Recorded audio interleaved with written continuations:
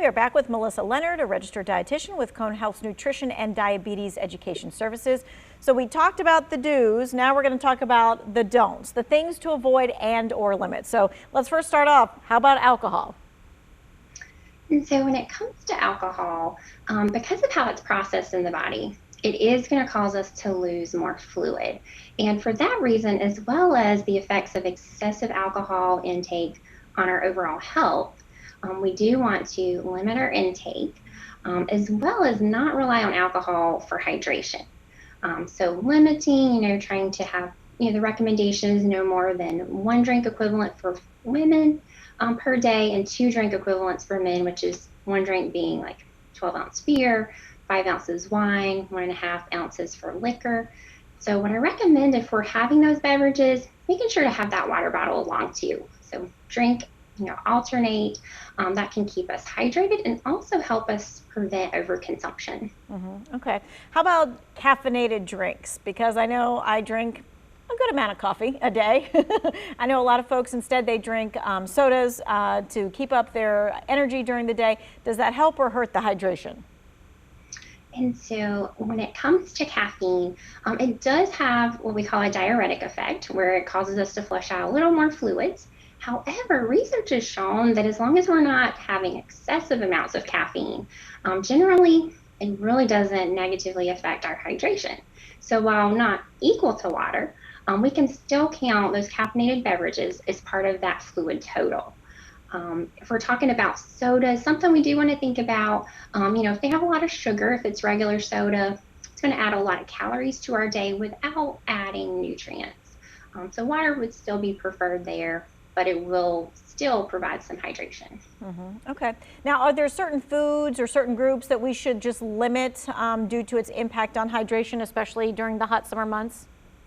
And so there aren't really any foods that we need to avoid or limit for hydration. The key is really focusing on getting that water in, those hydrating fruits and vegetables. And if we're meeting our fluid needs there, we really don't have to worry about avoiding or limiting other things. All right, how about this? Because people always ask about this, like the timing of when you eat or drink. So does that matter if you're going to be outside for a length of time, going for the walk or going to the pool? Does it matter when you eat or drink? And so hydration, we definitely do want to think about that timing with activity.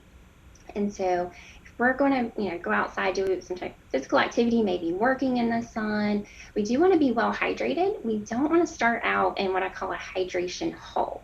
And so if we start those activities, we're already dehydrated. It's going to be really hard for us to catch up on hydration when, fluid losses are going to be maximized with all the sweating we're going to be doing.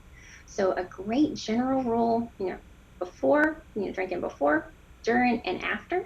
And a general rule during is for every 30 minutes of sweat-inducing activity, try to get in at least 16 ounces of fluid.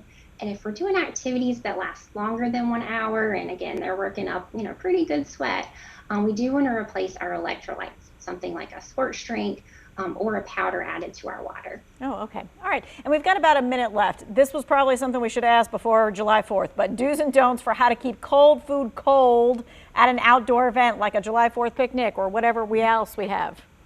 And so in the heat, so 90 degrees or above, which we see a lot here in North Carolina, cold foods are only good for 1 hour out in the heat. So we do want to have that cooler, pack it with ice, cold packs, and have a thermometer to make sure that food is staying at 40 or below so that it'll be safe to consume. And I know a lot of people are like, seriously, you want me to have a thermometer? But when you have the thermometer, it lets you know like if there's going to be any bacteria there or not. Exactly. Yeah. So we just want to be careful. We don't want to, have any sickness occurring after those fun events.